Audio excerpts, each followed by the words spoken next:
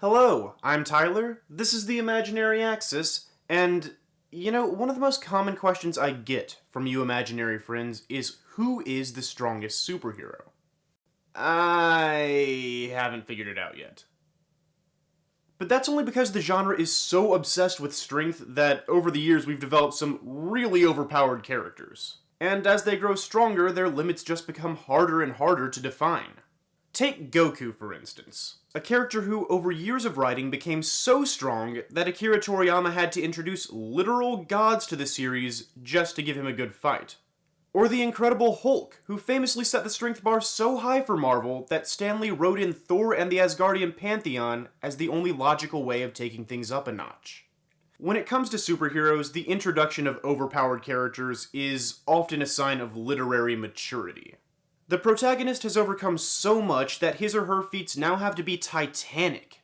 Their enemies have to challenge the audience's imagination. Because we want the stories to continue, but we don't want our heroes to be stagnant. And it would be boring if they just beat every opponent in one punch. Right?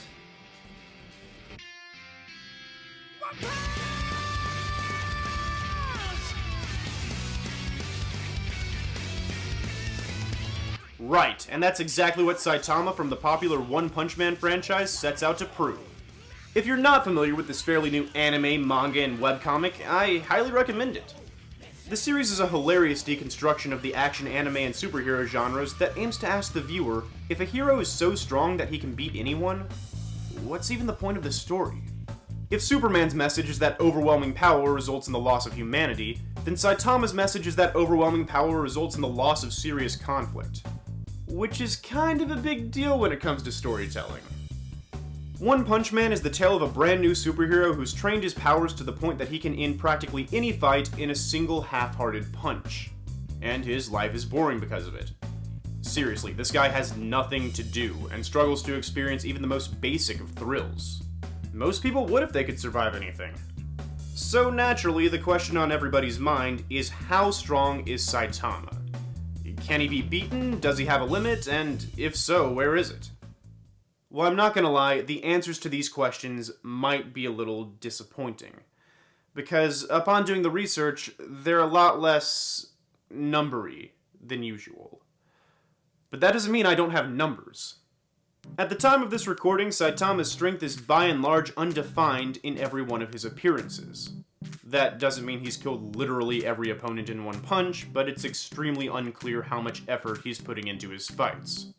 Look, here he is destroying the Sea King in one punch, a monster no other hero even managed to match. Then, this guy somehow survives one of his attacks. Here's Saitama using his special Serious Punch. But what does serious even mean in this context? Is it synonymous with full power? Unlikely. Or is he just putting a little more effort into his punch than usual?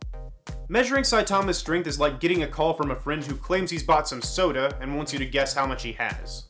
You ask him to give you a hint, and he says it's more than 4 fluid ounces.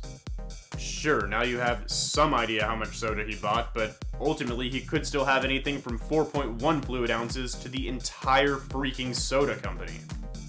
To answer this problem, we'll start from a minimum.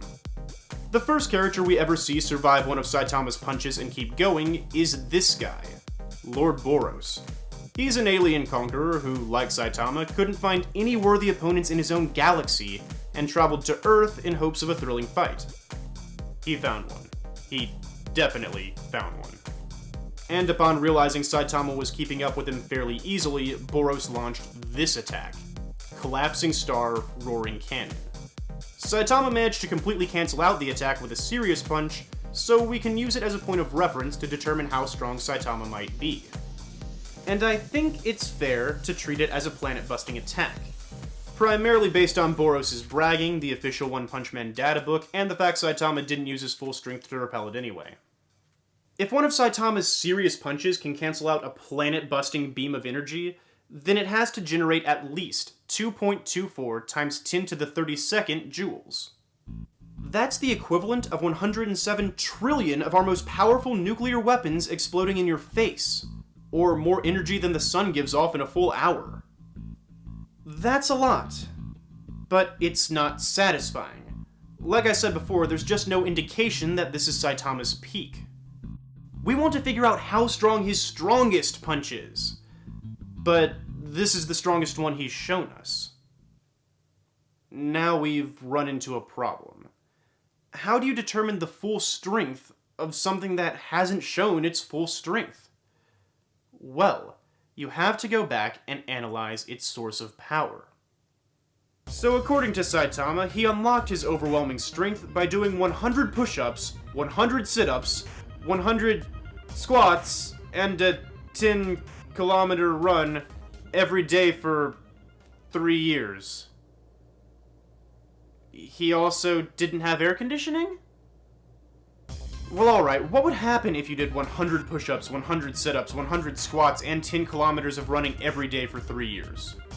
There's actually a very excellent video on that by Jaxblade, a personal fitness trainer here on YouTube who teaches his viewers about various fictional training regimens.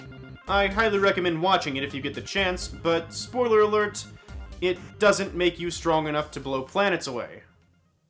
There has to be something else going on here.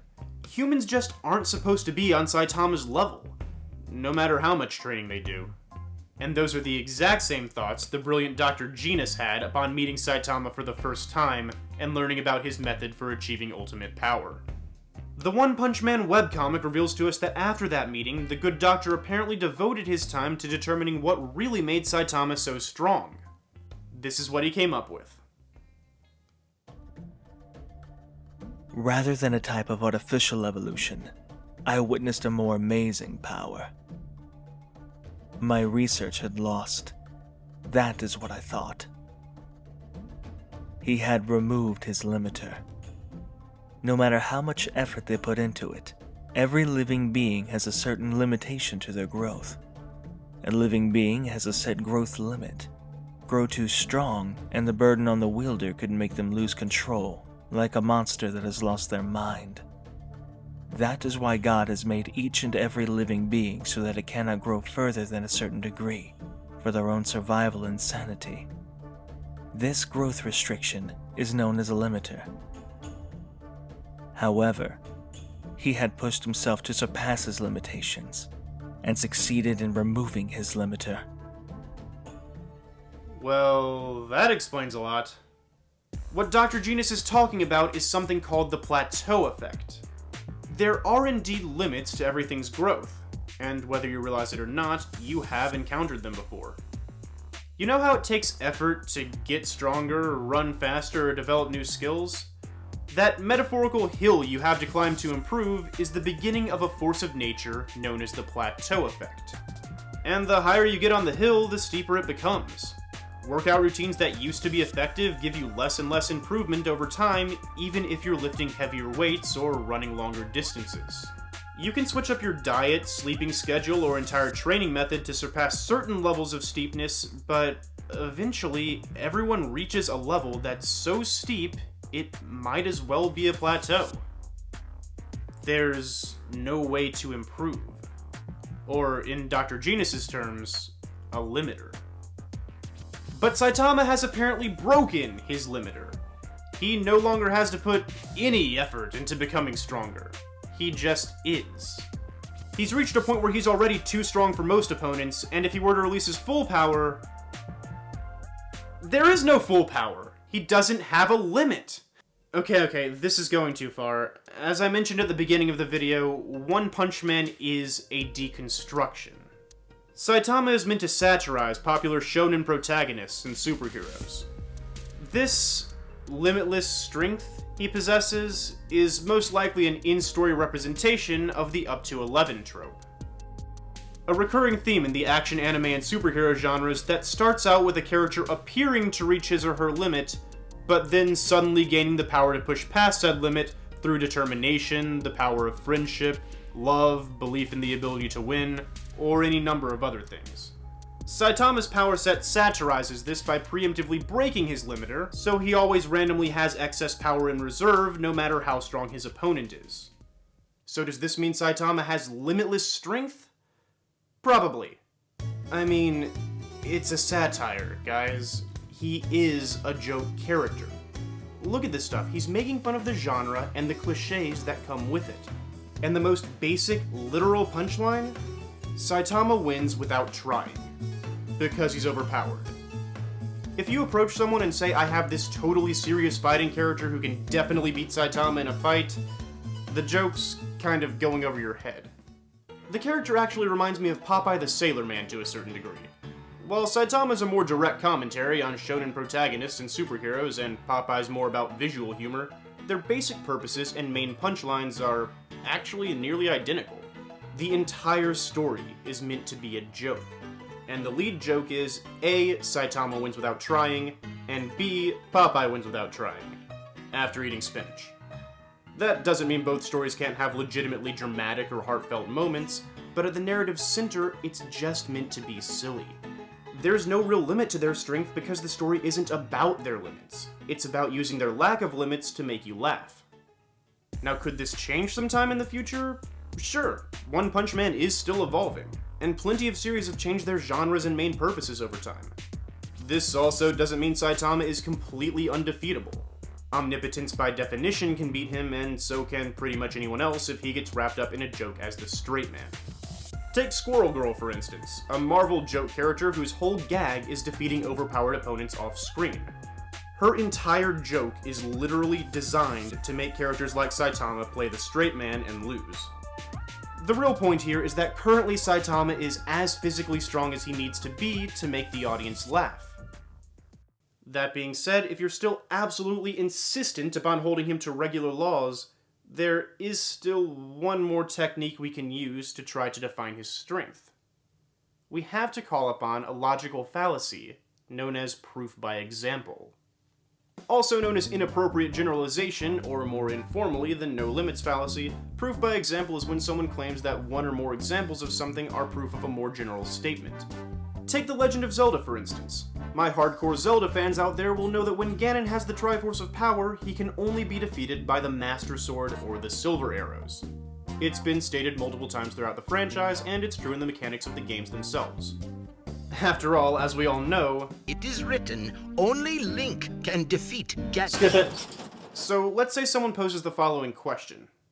What if Ganon had the Triforce of Power and was wreaking havoc in the Marvel 616 universe? Could anyone stop him? The correct answer to this question is yes, but someone using the proof by example fallacy might say, Ganon can only be defeated by the Master Sword or the Silver Arrows. Since the Marvel Universe doesn't have any of those things, no one could stop him. But the Hulk has shown strength feats above anything Ganon has ever done. He'd rip him to shreds.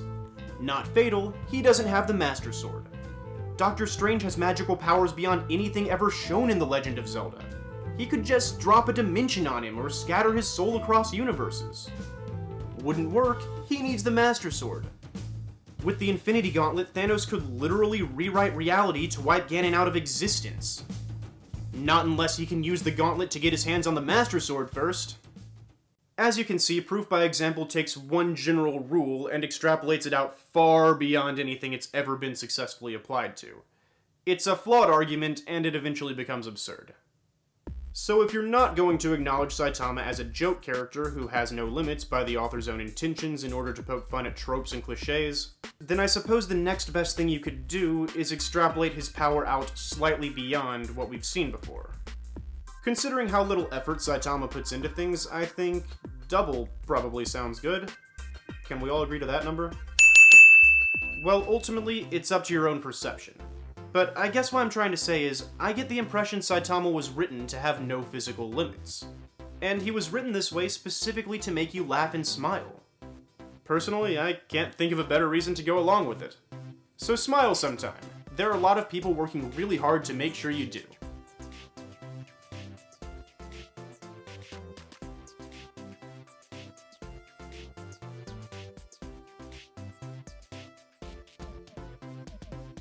Hey everybody, I just wanted to take another moment to sincerely thank you for watching this video. I hope you enjoyed seeing it as much as I enjoyed making it. That being said, it did take me a long time to make it, and I also thought I should probably apologize for that. Unless you're a new viewer, I guess, in which case you have no idea what I'm talking about and just found out I exist. So to those of you, Hi, welcome to my channel. Have a look around, enjoy the education, the dry humor. You can contact me on Facebook and Twitter. Beverages are not provided. Yet. Regardless, I felt like it was only appropriate that I let you imaginary friends know I didn't intend to take so long with this video. Real life definitely got in the way on this one. Now, I already have scripts written out for the next few episodes, so I don't expect them to take near as long, but just to make sure, it might be a good idea to subscribe. And after subscribing, or if you're already subscribed, consider clicking on the small bell icon that appears immediately afterwards. I don't have time to go into all the details right now, but word on the street is that clicking that icon is the only way to be absolutely sure YouTube notifies you when a new video comes out. And trust me, you're not gonna want to miss the next few.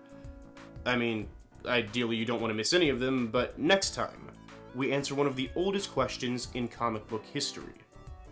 Until then.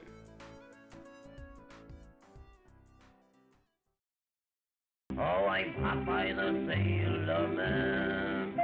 I'm Popeye the Sailor Man. I'm strong to the finish, 'cause I ain't me spinach.